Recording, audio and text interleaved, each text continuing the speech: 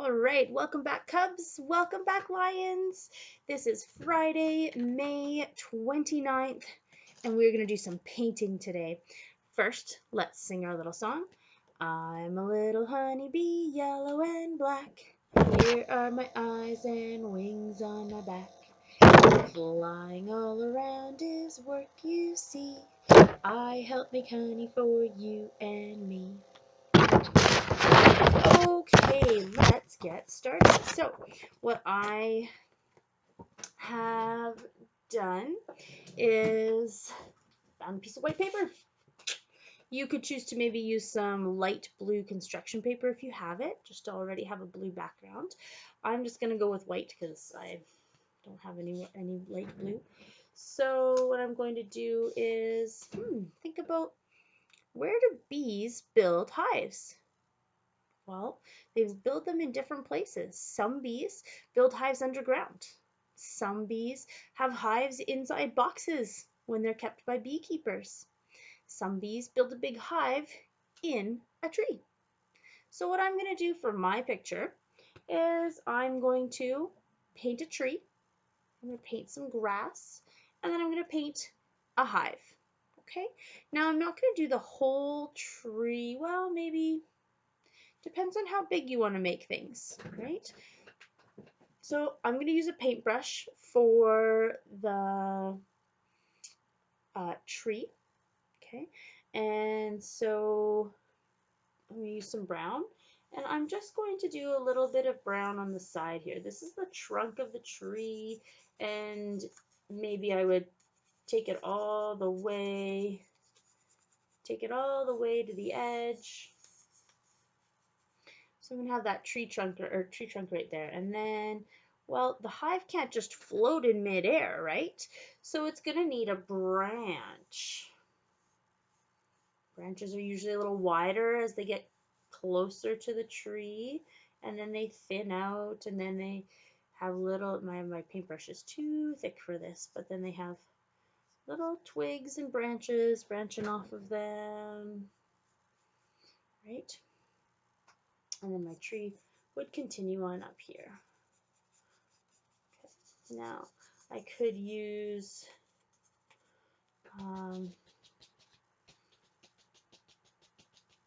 gonna kind of just brush off. You should go right ahead and either use a different paintbrush or clean yours up with water and soap.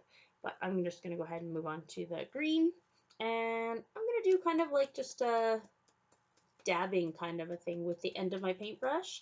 So I have this paint on my brush. I kind of work around my magnets there. And so I'm going to just kind of dab it on and kind of give it a little bit of texture, a little bit of color, brighten it up a little bit, and add as much leaves as you think you want on your tree. Okay, and then maybe I will dab a little bit at the bottom for grass. I could go later on and maybe dab some little flowers in there and brighten it up a little bit. But there we go. So here I have a nice background for my hive and for my honeybees. So your paintbrush, make sure that you wash it, because you can't just leave the paint just drying in there. It's really bad for the brush. And so make sure you rinse it out really well, get all of that paint off of it. I forgot to bring the wipes and don't have anything to wash it with, so mine might end up being different kind of colors than yours will, and you can use whatever colors you want. Maybe you're going to have a purple tree with pink leaves, and maybe your hive is going to be a totally different color, and that's okay. Maybe you'll have blue or green or orange bees. I don't know. I'm going to use a little bit of kind of a tanny color to make the hive, and I'm going to kind of put it right here. I'm going to use that kind of dabbing technique again. Okay, here's my hive hanging from the tree. Done. Easy peasy. Okay, now what I'm going to do is, you guys have littler fingers than me, but I'm going to use my finger. This is where we're going to do our finger painting. And I chose some bright yellow because that's what color bees are. And I'm just going to dab it and dab. Well, you want to try and make sure that your dab turns out like a circle though, right? Because bees are a little more ovally than anything else. And then maybe you'll have some bees down here at some flowers, or maybe they're flying around up here. You could draw or paint, dab as many bees on as you like. Maybe they're even right on the branch. Okay, so dab some bees around. If you want to make yours bigger and closer up, make a nice big hive and make big bees with really big prints.